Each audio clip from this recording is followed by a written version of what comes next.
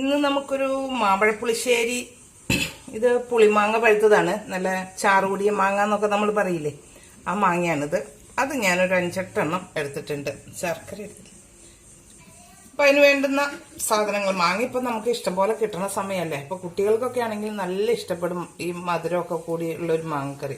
മോരുകറി വെച്ചാൽ അവർക്ക് അത്ര തൃപ്തിയൊന്നുമല്ല. അപ്പം നമുക്ക് മധുരമുള്ള മാങ്ങക്കറി അങ്ങനെ വെക്കാം.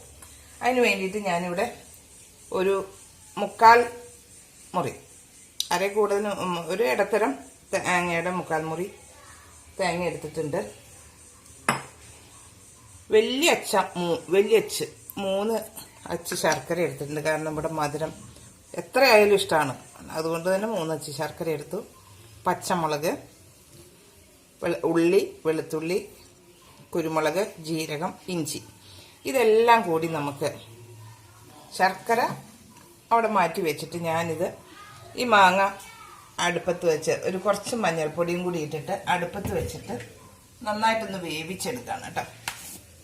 വേവിച്ചെടുത്തതിന് ശേഷം നമുക്കിതെല്ലാം കൂടിയിട്ട് വേവിക്കാൻ വേണ്ടിയിട്ട് നമ്മൾ ഒത്തിരി വെള്ളം ഒഴിക്കണ്ട. കാരണം നമ്മൾ ഇവിടെ തൈരിലാണ് തേങ്ങ അരയ്ക്കുന്നത്, നമുക്ക് ഒത്തിരി ചാറ് ആവശ്യമില്ല.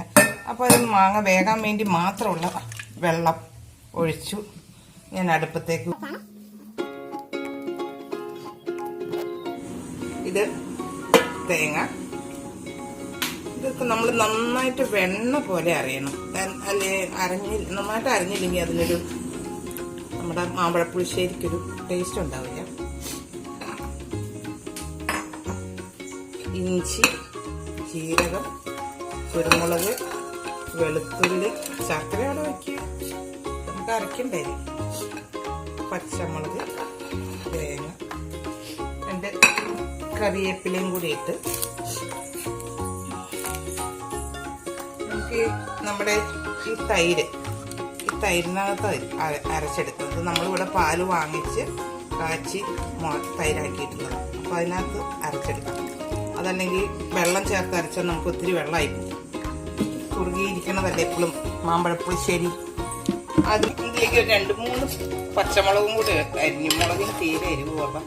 ഞങ്ങൾ ചുവന്നമുളക് ഉപയോഗിക്കുന്നില്ല. സാധാരണ എല്ലാവരും മാമ്പഴപ്പുളിശ്ശേരിക്ക് ചുവന്നമുളക് ഉപയോഗിക്കാറുണ്ട്, പക്ഷെ ഞങ്ങളത് ഉപയോഗിക്കുന്നില്ല. പകരം ഈ പച്ചമുളക്, നമുക്ക് കാന്താരി മുളക് ഉണ്ടെങ്കിൽ ഏറ്റവും ടേസ്റ്റ് അതാണ് കേട്ടോ. കാന്താരി മുളക് ഇട്ട് അരയ്ക്കുമ്പോൾ അതിന് പ്രത്യേക ഒരു ടേസ്റ്റ്. അപ്പം അതൊന്നുകൂടെ വെന്തോട്ടെ. ഒക്കെ ഒന്ന് വേവാൻ തുടങ്ങിയിട്ടുണ്ട്. കുഴപ്പമില്ലാതെ വേവാൻ തുടങ്ങോട്ടെ. ഈ ശർക്കര വലിയ കുഴപ്പമില്ലാത്ത നല്ല അച്ചുകളാണ്. അതിനകത്ത് വലിയ ചെളിയൊന്നും നേരത്തെ അരിച്ച് നോക്കിയിട്ട് കിട്ടിയില്ല. അപ്പം ഞങ്ങൾ അത് അങ്ങനെ തന്നെ അങ്ങോട്ട് ഇടാൻ പോവുക കേട്ടോ. മാങ്ങയും ശർക്കരയും എല്ലാം കൂടി ഇതെല്ലാം കൂടി അരച്ച സംഭവമാണിത്. അതിനകത്ത് അവിടെ മാങ്ങയിൽ കുറച്ച് മഞ്ഞൾപ്പൊടി ഇട്ടിട്ടുണ്ട്, കുറച്ചും കൂടി ഇതിനകത്തേക്ക് ഇടാം. മഞ്ഞൾപ്പൊടി കാണുമ്പോൾ ഒരു പ്രത്യേക സുഖമുണ്ട്. അതുപോലെ തന്നെ നമുക്ക് ഞാൻ ഇച്ചിരി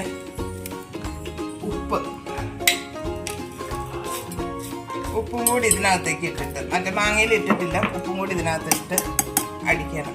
ഇത് അത്യാവശ്യം നന്നായിട്ട് അരിഞ്ഞിട്ടുണ്ട്. നമ്മുടെ ബാക്കി വരുന്ന ഈ തൈരും കൂടി ഞാൻ ഇതിനകത്തിട്ട് ഒന്ന് അടിച്ചെടുക്കാം. കട്ടയിട്ടുണ്ടെങ്കിൽ പോയിക്കോട്ടെ. അടിച്ചെടുത്തിട്ട് അതിലേക്ക് ചേർത്ത് നന്നായിട്ട് അരച്ചു വെച്ചിരിക്കുന്ന ഈ മോര് കറിയിലൂടെ മാങ്ങയും ശർക്കരയൊക്കെ കൂടെ നല്ല കൂട്ടുകൂടി നല്ല കുഴമ്പായിട്ട് കിടക്കുന്നുണ്ട്. നമുക്കിത് അതിലേക്ക് ഒഴിക്കാം. ആറ്റിനാണോ കറി വയ്ക്കാൻ പോണേ?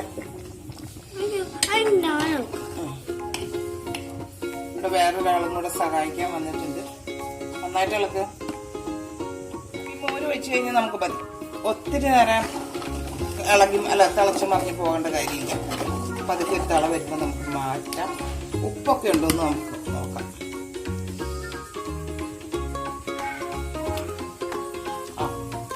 നല്ല ഉപ്പും പുളി മധുരവും ഇഞ്ചിയുടെ ഒക്കെ ആ ടേസ്റ്റ് എല്ലാം കൂടി ആകുമ്പോൾ നല്ലൊരു കറി തന്നെയാണ്.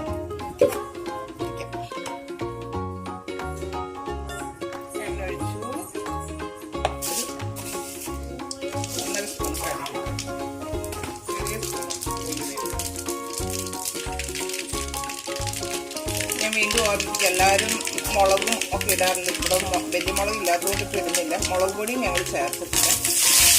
ഇതിൻ്റെ കൂടെ പച്ചമുളക് മുഴുവനോടെ ഉണ്ടെങ്കിൽ അതും കൂടെ പൊട്ടിച്ച് ഇതിനകത്തേക്ക് ഇട്ടാലും നല്ലൊരു ഭംഗിയുണ്ടാവും. അത്